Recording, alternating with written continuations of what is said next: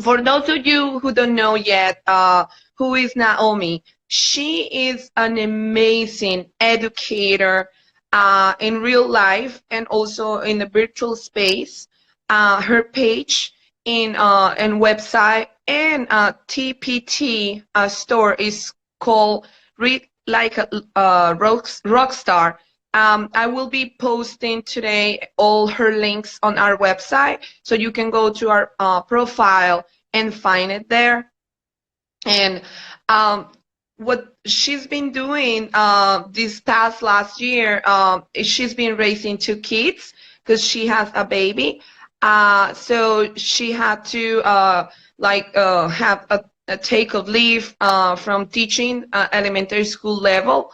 But she is an amazing person that is been doing a lot of work with especially social studies. So I really hope we can figure out how to work this live. But I don't fret. Sometimes it's like the teeniest teensy thing, like sometimes it's something on the phone. So the most important thing that I want to let you know is I feel very strongly that for many of us who are raising the next generation and we are in positions of guidance, hi everybody, thank you so much for saying hi. It's crucial that we start working in many issues ourselves. But one of the big ones that I feel like is really something that we need to start working more actively is in our anti-racism. So that's why I invited Naomi to talk to us today. I just hope everything's gonna sort it out. I may have to go out and come back again. Sorry, friends. Oh, okay. It seems like she's back.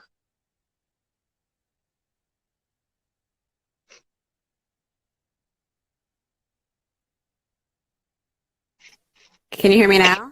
Yes. Okay, good. Yeah, So sometimes sorry. it's like a little thing. It has happened to me before, so don't worry, Naomi. Thank you so much for trying. Yeah, no problem. Sorry about that. Technical difficulties. Yes, but I was telling everybody that we loved your account. We love what you do. And mainly, I love that you are such an amazing model as a mom, as a mother in our community. Who, yes, she is a very busy mommy, but Yes. still also representing all the time, doing the walk, and not just talking the talk, but doing the walk. And in the aspects of anti-racism, in being proactive, in being a voice, because a lot of us who are raising children, what we need to figure out and really face is that we need to work in our own anti-racism and in order to really grow Right. and guide the next generations, because if we are not having these conversations and children are not being taught, it's not going to happen, in the air automatically. Yes. So, Agreed. I think a lot of people think that they can just skirt around it, or if they are just this positive, nice example, that it will just magically happen, but you really do have to be direct and explicit with things. yes, and especially with children, because they will hear things and they won't know, like Hmm. many times. So what better than to start early and Right. like levels that you put out resources for parents and educators for the elementary school level. And I think like that's the perfect age to start talking about any topic in general. Yeah, it is. It really is. Like, I taught kindergarten and first grade, and they have the best conversations. And I think some people think about them being 5, 6, and 7 and say that they're not ready to have these conversations, but they definitely are. And you would be so surprised. Like, anyone that thinks that, like, if they came into my classroom or talked to a child that age, they have so many stories to share. Now, maybe they don't share them because they're never given the opportunity to share them, but they have stories about discrimination and prejudice and like prejudice and racism. And they can talk about it for days. Like Lanisha and I always talk about how even students that don't really talk during other times of the day when we are having those discussions, because they can all relate to it in some way, from something they've seen or something they've experienced or something they maybe even did themselves. They all have a lot to say about it. They do know about it. They may not have the right wording to call it racism or discrimination. They might say it was mean or it was bullying, but they see it happening, and it's so important to talk about it. Let them know that it's a real thing, how to navigate it, what to do when it's happening, what to do if it's them, the ones that are, you know, like they're perpetrating it, how they can change their mindsets. And catching them that early is amazing. Like when you are waiting to do it when they're teenagers or adults, it's too late. It's ingrained in them. It's just their beliefs. They just think that's just the way things are because they were never taught anything different. Yes, and nowadays it's like so pervasive. I feel like it's becoming like us versus them, and which I feel like it's more than that. It's about like, why don't we grow all together to prevent this harm to happen again, to prevent things to hurt people in the future, because it's been already a lot of pain. I think like a lot of our children see it more, sadly, you know, with this type of mentality that is coming from even the government, that they're trying to say like, no, everything is fine, like we are not like that. But when in reality we are confronting a lot of these things, it's because we are living it. Like it's not because I heard it or, you know, like maybe something happened. No, it happens to us personally. And I you love see it about you, that you are very open about, you know, like the things that happen to you as a Black woman, the dynamics and the care you have for, first of all, like Black community, because bottom line, you know, people don't understand these. But also you really care for the children, regardless, because you do want them to know the truth, first of all, and get prepared on how to see this in the future, because hopefully that's what we want. And I was telling everybody that I will be posting all the links to your TPT store and to your blog in your profile, because I feel like a lot of the resources that Naomi, and you usually create resources also with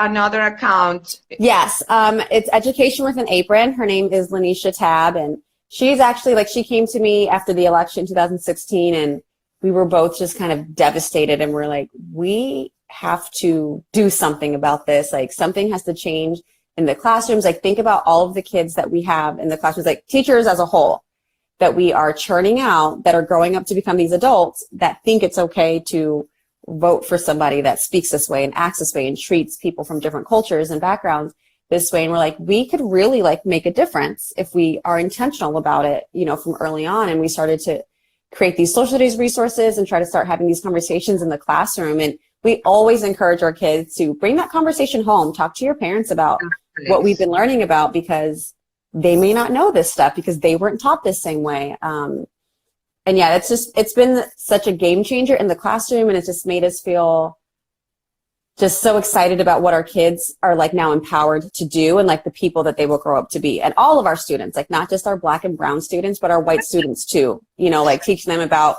you guys have the power to speak up and amplify your friends' voices and make sure that they're heard, and make sure that you're trying to hold people accountable and keep things equal. Like, just that everyone has a part to play, that it's not just, you know, about, oh, making the white kids feel bad. Because I know some people think about that, like, oh, you're going to hurt their feelings. And it's like, nope, they always feel empowered, and they feel like the kids have such a sense of justice, you know, in them, and they know right from wrong and what's fair and what's not fair. And when you can get, like, see a little 5-year-old fired up about equality, like, you're just like, you're going to go places, like, you're going to grow up and change the world. And I love it. And like, just knowing that they can all work together to achieve it, instead of it being us versus them, like you were saying. Like, no, it's all of us working together for the same goal, not us versus them, or us trying to, you know, like keep you down, or us trying to like, it's just, I wish more people would do it, and it's realize that it's not as like scary and overwhelming or as crazy as they think that it is. I think for adults that have already grown up with these mindsets, they can't wrap their minds around having these conversations, because it would be so uncomfortable and it makes them feel so guilty. The kids aren't feeling like that. Like, they're They're just wanting to be part of the solution. Yeah, the other thing with kids is like they won't get into like a strong reactions like per se, like I see it all the time with adults, like they get deflection or they get like totally like, oh, what are you trying to tell me? Like, am I? And I'm like, why are you getting all these, you know, Right. like Right, yeah.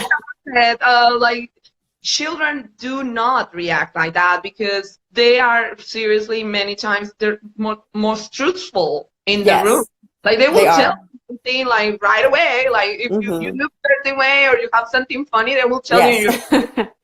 They are very, very honest, and it's refreshing, and it leads to the best conversations. Like, and you just kind of sit back and bounce the questions off of each other and just facilitate it, and they're just great. I love it. I miss the classroom for that reason. Like, I miss those discussions. Like, they're great. Well, although you are creating those discussions thanks to your advocacy online. And one thing that I wanted to say to you, at least, you know, in the virtual world, is that I really appreciate your courageous stance in many times, because sometimes, especially for women of faith, you know, like a lot of people say like, oh, but we are not supposed to be, you know, like confronting. We are not supposed to do it. And I'm like, no, actually, I believe like that's exactly what we should be doing. Because and you know, I have that a lot of respect for you because of that. Because you've been into like really difficult moments and you post the right quote. And I'm like, oh yeah, yes, we needed this. Yeah, my friend and I talk about that, and we're like, calling things out and confronting them like is doing it in love, and it's because of love and wanting to spread love that this is needed. Ignoring it and just allowing like hate to fester and grow, like that's what would be wrong to do. But like calling things out and the end goal is love and peace and unity, like that's why I feel like I'm called to do this work. And like God's blessed me with the platform, and it's just been growing. Like I didn't really set out to be this like bigger platform or anything. I was like, I just want to say what's on my heart and, you know, amplify my stories and things that I know go on with like me and my family and my friends, so that other people can see this and realize that they could be joining along with us to tackle this huge problem.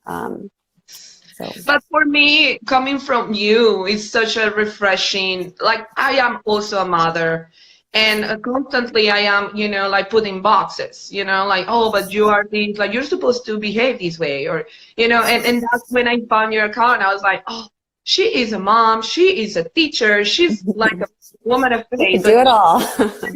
She's still very, you know, like in your face, because a lot of times people think like, oh, I have to be a certain type of person to be an activist.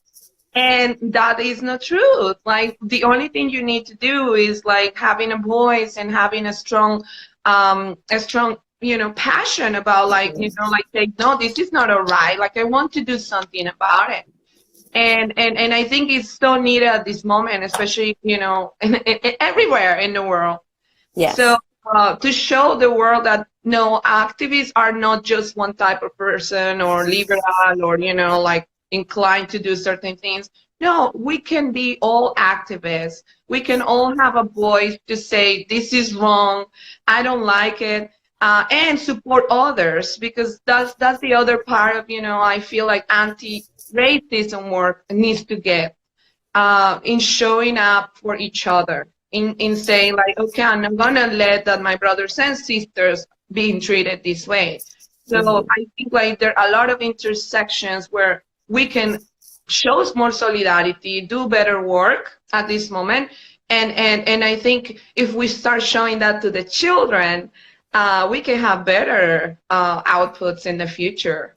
Yes, and I think that's what the beautiful thing about social media is that anyone can have a platform now and share their truths and speak their stories. And then when you connect with others, or it speaks to somebody and they get other people involved, or, hey, listen what this person has to say, or you could even empower people to speak up for themselves. Like it's funny because like for me, I'm this really shy, quiet person. Like I would never picture myself doing anything like this when I was younger. And I just remember it was, like around 2015 when there were a lot of like Black men being killed and it was being showed on the media. And so many of my like friends on Facebook were just posting the rudest comments, or just, oh, well, too bad, you know, like just no empathy or care or concern and just automatically assuming, well, this Black person must have deserved it.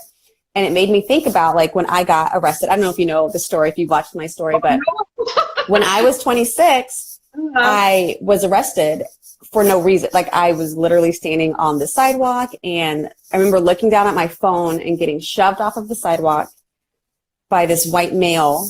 And I was like, and it dropped, my camera dropped and I was like, what is going on? And then he grabbed my arm to twist it behind my back. And I like pull my arm away from him because he's in regular clothing. He was an undercover officer. Oh. And I'm just like, what are you doing? Like, get off of me. And then I realized he's dragging me to a cop car. And I just couldn't believe that this was happening. And I was like, maybe he thought that I was somebody else, or maybe, I don't know what he thought. And in the car, I'm like trying to clear things up with him. And I was in school. I was about to graduate and be a teacher. And he just didn't care about anything that I was saying. And I was like, oh, when I get to the place, like I'll explain everything. And everyone there treated me like crap. Like I was just like, I cannot believe this is happening to me. And later when I saw his police report, he'd written that I was inside a bar fighting and that I got thrown out and that he asked me to leave 3 times. And I said no 3 times. And then he told me I was under arrest. And I was like, what? Like I couldn't believe that that happened at all. Or that an officer would just blatantly lie like that. And I was like, but I truly wasn't doing anything. And so knowing that I had that story and seeing all of these well-meaning white people saying, oh, well, but surely there must be more to the story. This Black person must deserve this. I decided to, you know, record my story and share it, even though at that time it was something I was so embarrassed about. But now I'm like, I didn't do anything wrong. I have nothing to be embarrassed about. He should be embarrassed about his actions.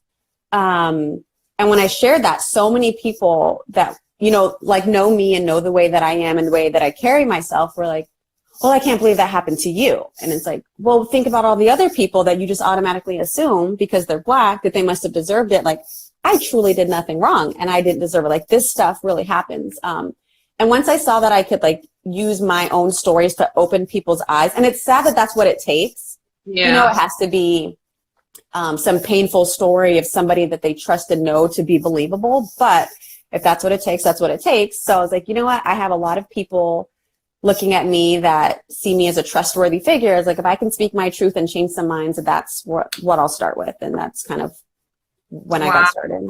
Well, I didn't know about that story. And I mean, thank you for sharing it, because that's actually why, you know, like I have a lot of issues with people that don't believe us in general. And I'm saying that because, you know, like I'm a woman of color as well, I'm a Latina, and a lot of times I prefer not even sharing stuff because automatically I feel like people are not just going to believe me. I will have to kind of, you know, like, and the point is that there is abuse by the system. There is a problem with the system, and Black Lives Matter exists because of that. And sadly, the backlash that, you know, came after, you know, like now I live in a place, and I know you moved to Florida, so now you know how it is here in Florida. Yeah. You know, but it's a very, like, still very restricted. And the funny thing is, like, we live in a very diverse communities, you know, and there are people from everywhere. But there's still all these very tangent racial oppression and segregation. So I remember, you know, every time I go out, I see these like flags. I'm pretty sure you see it in Orlando as well. The ones that are white and black with a blue line. Yep. And those are so scary for me, because I'm like, oh, so this person is kind of like, you know, like making a stance again. Right. You know exactly what their mindset is. Yeah. And I'm surrounded sometimes. Yeah. And that's a scary place to be in. And yeah. I put myself here and it's like the entire parking lot has like a reference or something like that, or either a rifle, like a sticker. Yep. Rifle, Confederate flag, Trump sticker, something. Yeah, like I have to be like, okay, I have to watch out, like what's going on here, because of situations like what you just described. Like if I get attack at any moment. Sadly, the way that it may go is that because I'm a woman of color, an immigrant, you know, you can pretty much get carried away, you know, And it's and something we have to worry about all the time. yeah. So, but that is experience that millions of people have to live with it every day in and day out. So that's why, you know, like when I hear people saying, well, oh, I'm allowed to say whatever I want, because I'm like, yeah, that's great. But your right to say whatever you want doesn't have to invalidate someone else. Right. Or someone else when they're telling you, like, this happened to me. This is what happens every day of my life. Mm-hmm. Because that is trying to erase the existence of someone else. Yeah. And I think that's one of the more frustrating things, to try to get somebody to listen and believe other experiences that haven't been their own, and just understand that just because it hasn't been your experience doesn't mean that it's not the experience for other people, and that you should care about it. Like, even though it's not your experience or your family member's experience or your best friend's experience, like, you should care about this other person because they're a person, they're a human. Yes, it's called empathy, people. Right. It's called empathy. And when you feel empathy, you recognize that everybody else is human as well as you. The same, not lower, not more, like we are all human. So that's something that, yeah, I definitely believe, like that's the reason we need to work in anti-racism every day of our days. Yep. And just teaching kids, like, that's another aspect of Lanisha and I's social studies lessons, is exposing kids to different cultures, because we're like, these kids are growing up, some kids, never being exposed to anybody that doesn't look just like them. And then when they encounter somebody that's different from them, they automatically equate them with being less or being scary or being bad or just some stereotype they've seen on the news or TV. Right. And we're like, no, like, our differences make us beautiful. And then also, even though there are differences, there are a lot of things that are the same within us as well. And I think, like, that's where that empathy piece comes in. Like, you're just like me. Like, you may be from this country or that country or speak this language or that language. But at the end of the day, like, we're humans. We have family members. We love each other. Like, at our core, you know, like, we're humans. So to, like, use these differences to mistreat people is just ridiculous. And so, like, that's another aspect of our work, is just exposing kids to different cultures and showing them and highlighting them in a positive way, so that they're not always seeing them in this negative, deficit, less than way, or a way that needs pity or help, but in a way of, like, they're just as amazing as America is, you know, or, like, they're American too. Yes. But it can look, an American can look different. An American doesn't have to be this blonde hair, blue-eyed white child. This person's American and this person's American. Yes. It's just so much work to do, but it's so important. And I really, we honestly feel like if teachers and parents were doing this work, like, just think about what that entire generation would grow up to do. Yes, exactly. And having these conversations, because sadly, I do believe, like, we are going through a crisis of empathy. I think kids are growing up at these times because they're growing up in the computer world and very isolated. They do have a harder time to feel empathy for others. And you know, like, people just assume that you're gonna have empathy, you know, automatically. I have noticed, like, that is not the case. Like, many times you will have to work and different dynamics with a group to work in their empathy skills. Because a lot of times, you know, kids can be very cruel as well, as adults can be very cruel, because they emulate what the adults are doing around them. So, for example, and I wanted to mention this because you are, like, well, you're very knowledgeable, first of all, but I remember you making a meme saying that reverse racism doesn't exist. And the reason we talk about this stuff is because, on the first place, someone else labeled us something, you know, like, that happened centuries ago, like, you know, bottom line, you know, like, so the reason that a lot of, you know, accounts, and I've been accused of that as well, like, they're saying, oh, like, that's reverse racism, like, you're discriminating against white people. I'm like, okay, like, that's not a thing. You need to understand what is really systemic racism and what is prejudice. And Right. I get it, you know, like a lot of us, you know, like see it every day, and it is prejudice. But racism is another thing. Right. It's And different.